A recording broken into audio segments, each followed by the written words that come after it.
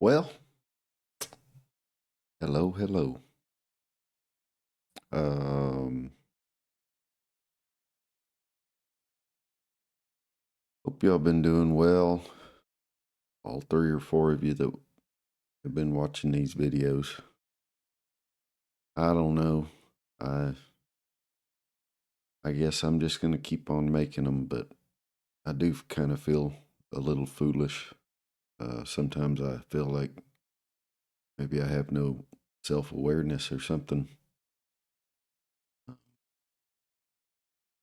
because it just doesn't seem like anybody's interested. Uh,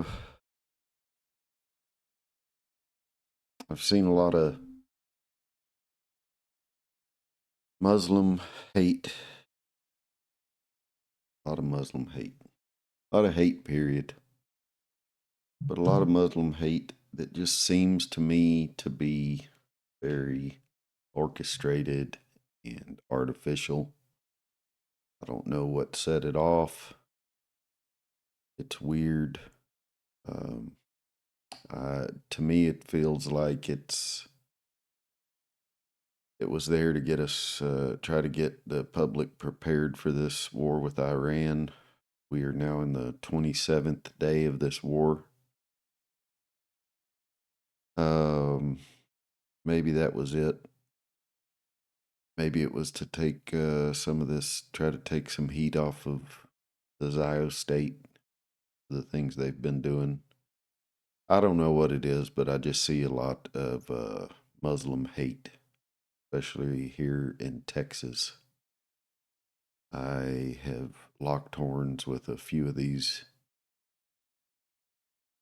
supposed activists that are fighting the Islamification of Texas. And just wanted to show you a couple things here, a little list here.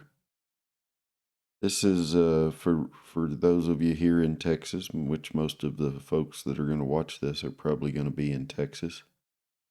This right here is a list of some of the areas around Dallas Fort Worth, and what their religious breakdown is in those areas. And I wanted to look at some of the areas that apparently have really grown a lot here recently with the Muslim population, some of the places where I'm seeing some of these activists show up. I know that old Chris Crock was up in Wiley the other day making a video scaring the hell out of people about the Muslims there, Islamification, because some Muslim women were passing out literature and making meals and all that kind of evil stuff. uh, but I just wanted to show what the actual population of these areas are. Wiley is 75% Christian, around 1 to 2% Muslim. And he's up there freaking out about these Muslims and them passing out some literature and making meals and just telling people about their faith.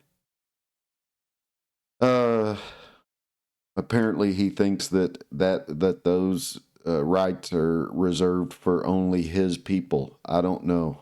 I'm a born again Christian, and I have absolutely no problem with Muslim people telling other people about their faith and them making food and all kinds of whatever they want to do, as long as they're not hurting other people and they're not trying to force things down our throats.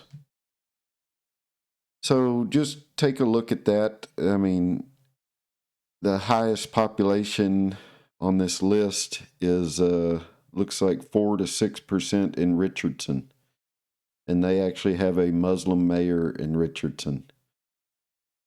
But if you look, the Christian population is still 55 to 59%, even in Richardson. So they're not even close to becoming a majority anywhere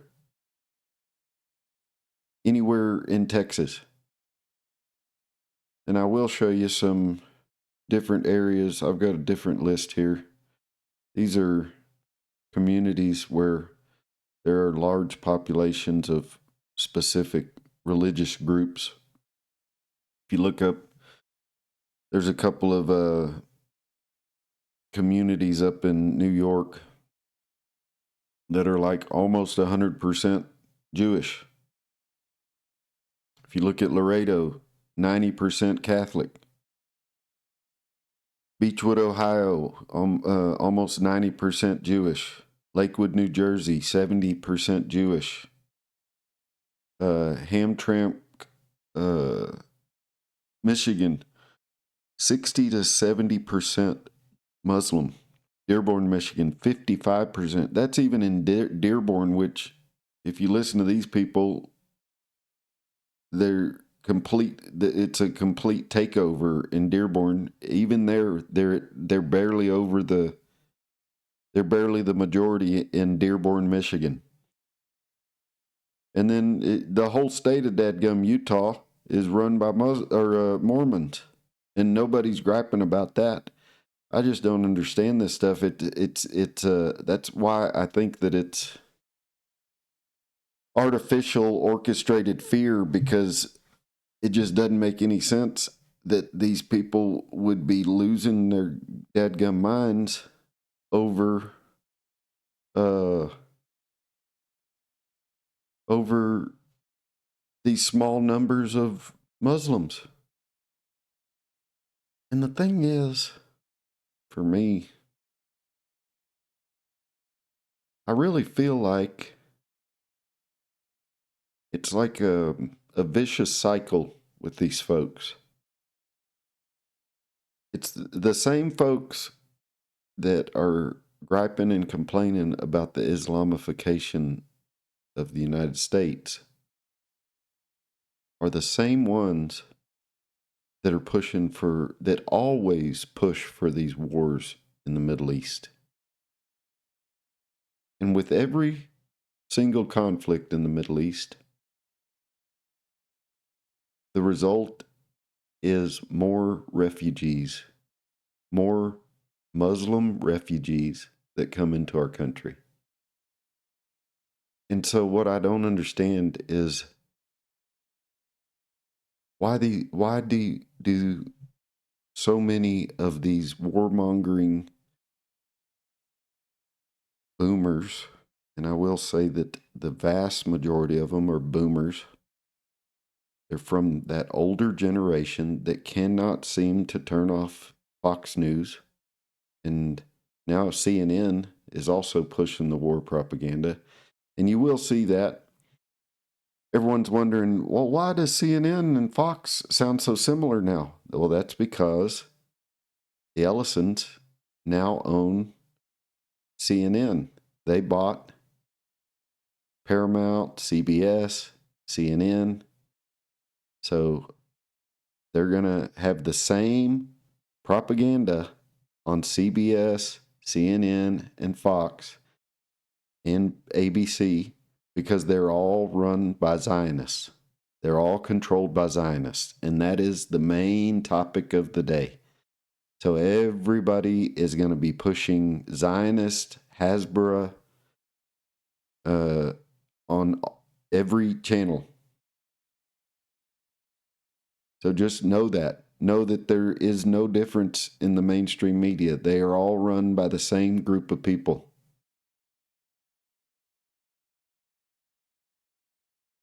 But I just think that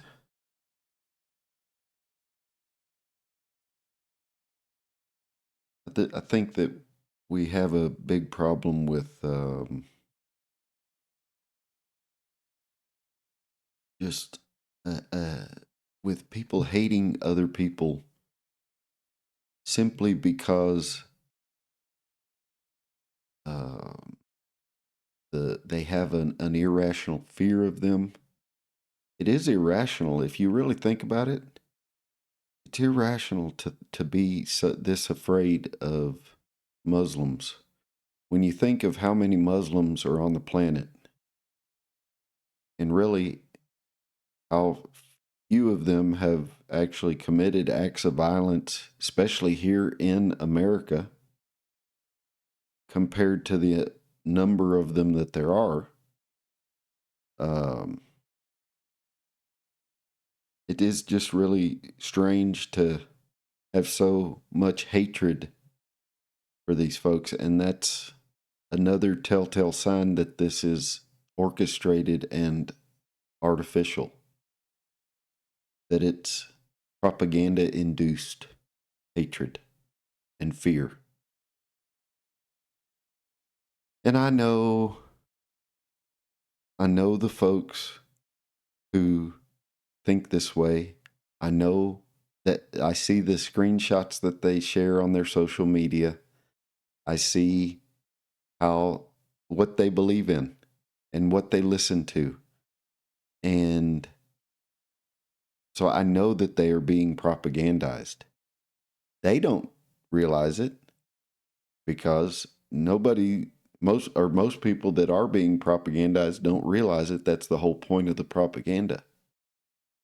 But a lot of us can see it, especially Generation X. There's a lot of us in Generation X that can see it. A lot of millennials that can see it, and the young Gen Z, I guess they can really see it. But that's just what has been on my mind here lately.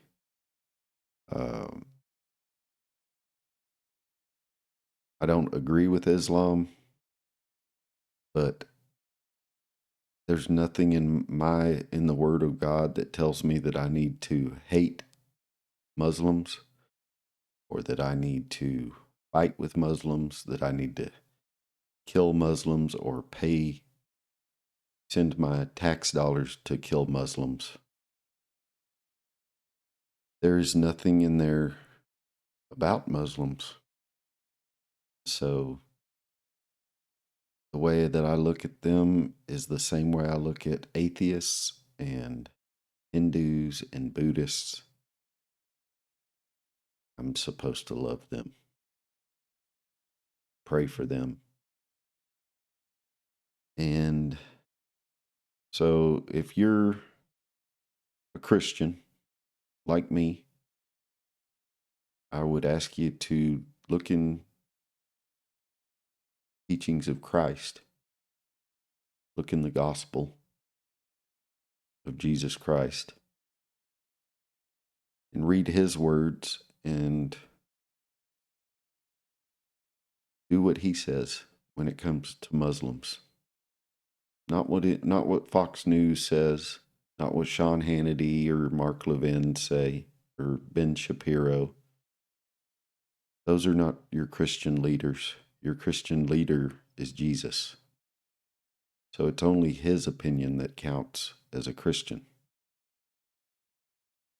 And if you're a Muslim watching this, I want you to know that I have no hatred in my heart for you. I believe that Muslims have been demonized and made to be hated and despised by Christians on purpose, and vice versa. And I believe this is a trick of the devil, a trick of Satan. And I do know that Muslims do share some beliefs like that with us. They recognize satanic things.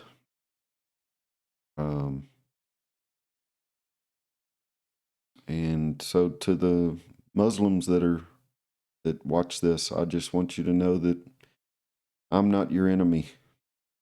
I wish you no ill will.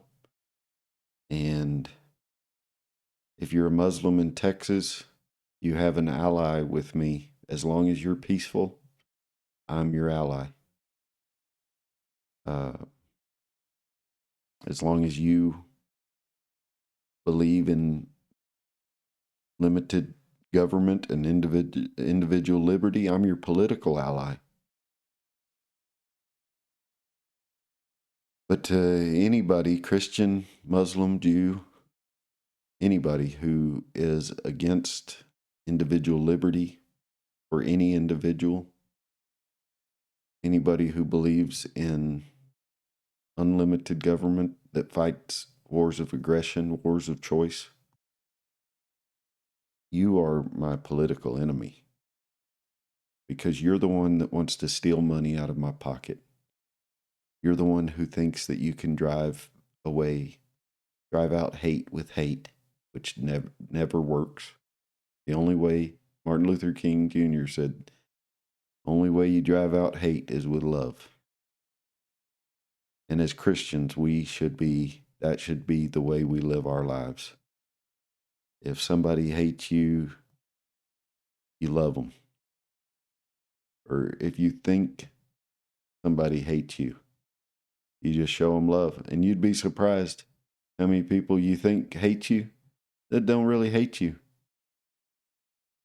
Because honestly, folks, I think that the vast majority of people just want to live a peaceful life.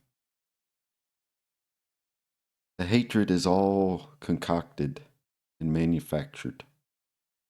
And it only happens if we let it. So you'll hear me railing against Zionism and big government and the liberal left and all that, but let me tell you, I don't hate these people. There are people at the very top, powerful people, that I have some disdain for, but even them I don't hate. I don't like them, but I can't hate them.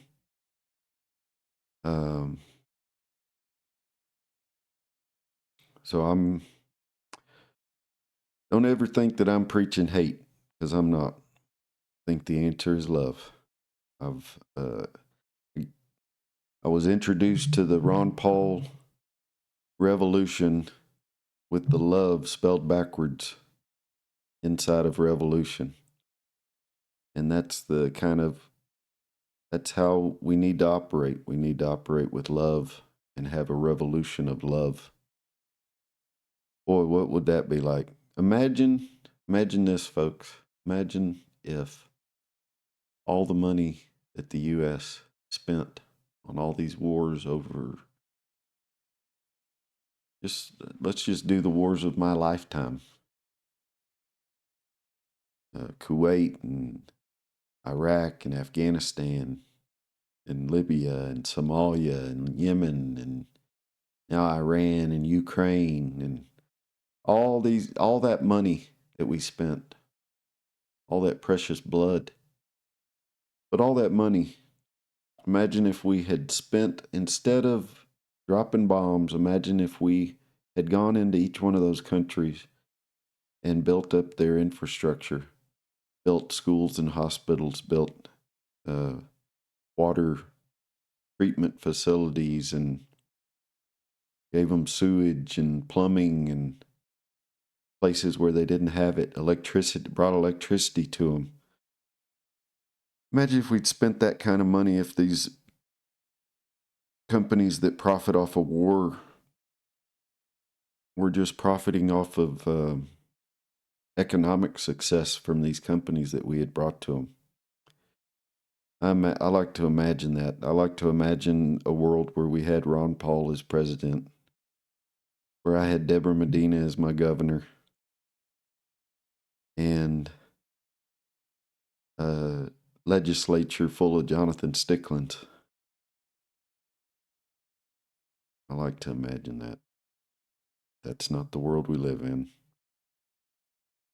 We live in a world where evil people seem to rise to the top, and good people seem to get ostracized and demonized and ignored. So that's what been on my mind. And yeah, I've been feeling little to my kids and grandkids. When you watch this years down the road, just know that there was a lot of times where I just felt like I was screaming into an echo chamber because I just feel like nobody's listening. Nobody really cares. I don't know. I don't know. Maybe just having one of those days. Well, that's all I got to say about it today. I will probably not be making another one of these until Sunday. Maybe. Who knows? Maybe I'll get a wild hair and I'll just decide that I have something to say. But I'm not planning on making another one till probably Sunday or Monday. Appreciate you watching, and we'll see you on the next one. Bye.